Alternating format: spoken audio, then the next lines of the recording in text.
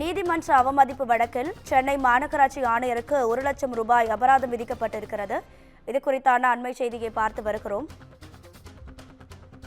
நீதிமன்ற அவமதிப்பு வழக்கில் சென்னை மாநகராட்சி ஆணையருக்கு ரூபாய் 1 லட்சம் அபராதமானது விதிக்கப்பட்டிருக்கிறது. மாநகராட்சியின் 5வது மண்டலத்தில் உள்ள சட்டவிரோத கட்டுமானங்களுக்கு எதிராக எடுத்த நடவடிக்கை குறித்து விளக்கம் அளிக்கவும் விரிவான அறிக்கை தாக்கல் செய்ய மாநகராட்சிக்கு உத்தரவிட்டு வருகிற 24ஆம் தேதிக்கு விசாரணையானது ஒத்திவைக்கப்பட்டிருக்கிறது. இது தொடர்பான கூடுதல் தகவல்களை நமது செய்தியாளர் சக்திவேல் வழங்கிட கேட்கலாம். சக்திவேல், வணக்கம். உங்க விரிவான தகவல்கள்.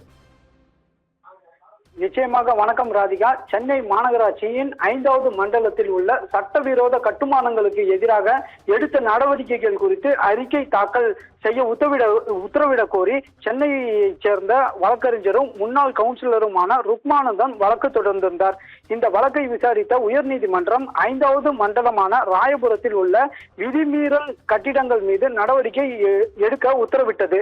இதுபோல பிற மண்டலங்களிலும் உள்ள சட்டவிரோத கட்டிடங்கள் மீது நடவடிக்கை எடுக்கவும் உத்தரவிட்டது. கடந்த 2021ஆம் ஆண்டு டிசம்பரில் பிறப்பிக்கப்பட்ட உத்தரவை அமுல்படுத்த நடவடிக்கை எடுக்கவில்லை என கோரி சென்னை மாநகராட்சி ஆணையருக்கு எதிராக ருக்மானந்தன் நீதிமன்ற அவமதிப்பு வழக்கை தாக்கல் செய்திருந்தார். இந்த வழக்கு தலைமை நீதிபதி ஸ்ரீராம் மற்றும் நீதிபதி சுந்தர மோகன் அமர்வில் விசாரணைக்கு வந்தபோது நீதிமன்ற உத்தரவை அமல்படுத்தாதது ஏன் என கேள்வி எழுப்பியது.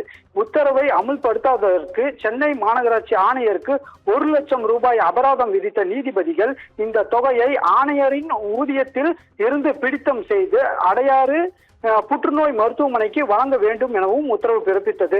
மேலும் விதிமீறல் கட்டிடங்களுக்கு எதிராக எடுத்த நடவடிக்கைகள் குறித்து விரிவான அறிக்கை தாக்கல் செய்ய மாநகராட்சிக்கு உத்தரவிட்டு இந்த வழக்கு ஜூலை 24ஆம் தேதி வழக்கை தள்ளி வைக்கப்பட்டுள்ளது. ராதிகா, உங்க தகவல்களுக்கு நன்றி சக்திவேல்.